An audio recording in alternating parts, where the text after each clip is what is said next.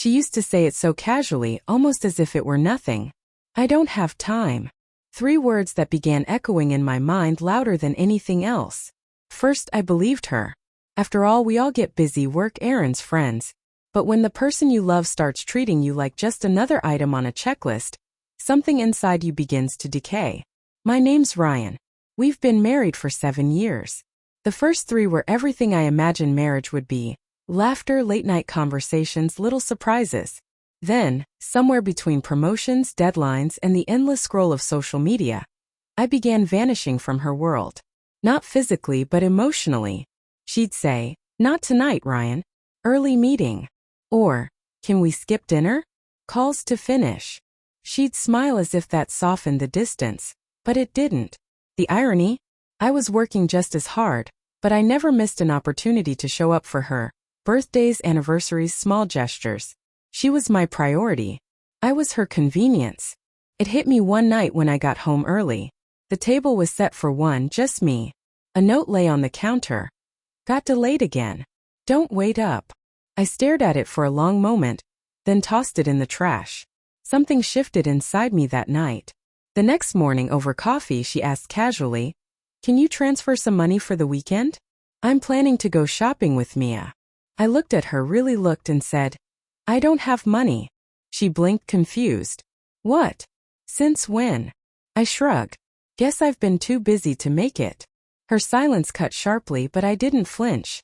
For years, I had been buying her time with my patience. Now, I wanted to see how she handled scarcity, not of money but of effort. The first week, she brushed it off. "Fine, I'll just use my card." The second week, it began to sink in. "Ryan, the bills are stacking up." I nodded, sipping my coffee. "Yeah, time's been tight lately." That word time started haunting her. Every time she heard it, she flinched the way I used to when she said she was busy. Poetic in a cold sort of way. I wasn't cruel. I spoke politely, did my chores, kept up appearances, but the warmth was gone. I stopped texting her from work. I stopped asking about her day. I even stopped planning weekends the way she'd stopped caring about mine. One Friday evening, she came home exhausted, frustrated. She dropped her bag on the counter. "You've changed, Ryan." I almost laughed. "You just noticed?" She crossed her arms. "You're distant, cold. You barely talk anymore." I leaned back on the couch and met her eyes. "You mean like when I tried to talk and you were always too busy?" Her lips trembled, but she said nothing.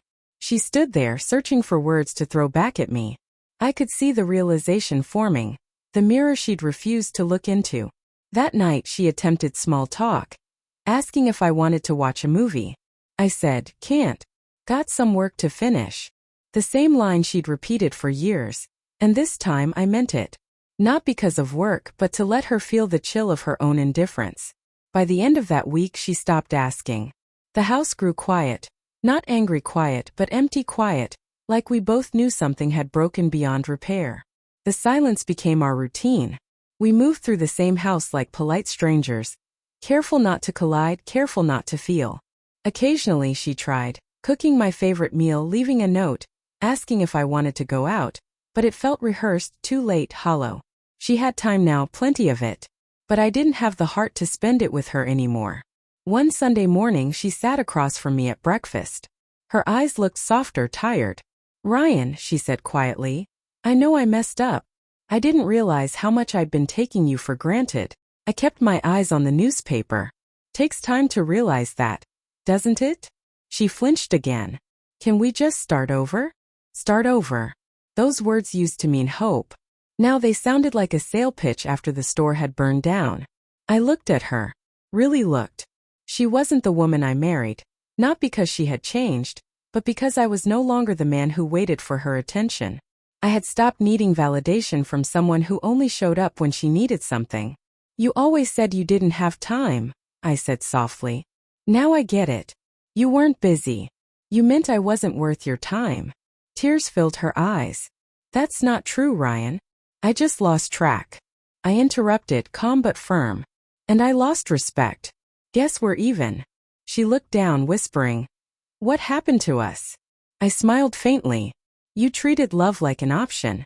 I learned to treat money the same way." Her lips parted as if to respond, but no words came. The moment stretched, heavy with everything we had avoided saying for years. Over the next few weeks she tried harder. Cooking, canceling plans, even setting her phone aside, but it didn't reach me. You can't restart a fire after pouring enough cold water on it. You can light a new one, but not in the same ashes. One night she appeared at my study door. "Ryan, are you happy now? Punishing me like this." I closed my laptop and looked at her.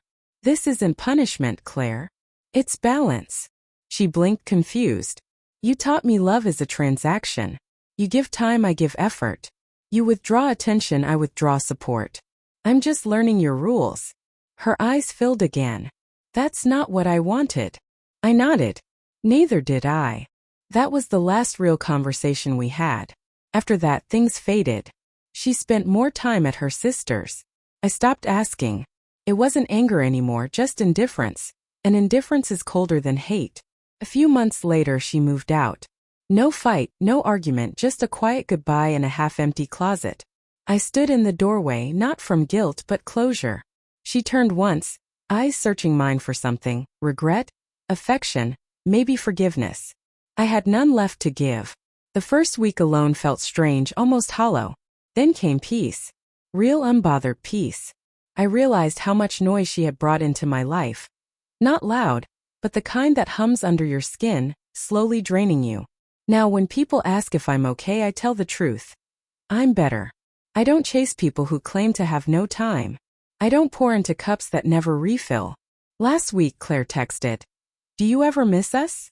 I stared at it a moment, then typed back, "I don't have time." For the first time those words didn't sting. They felt like freedom.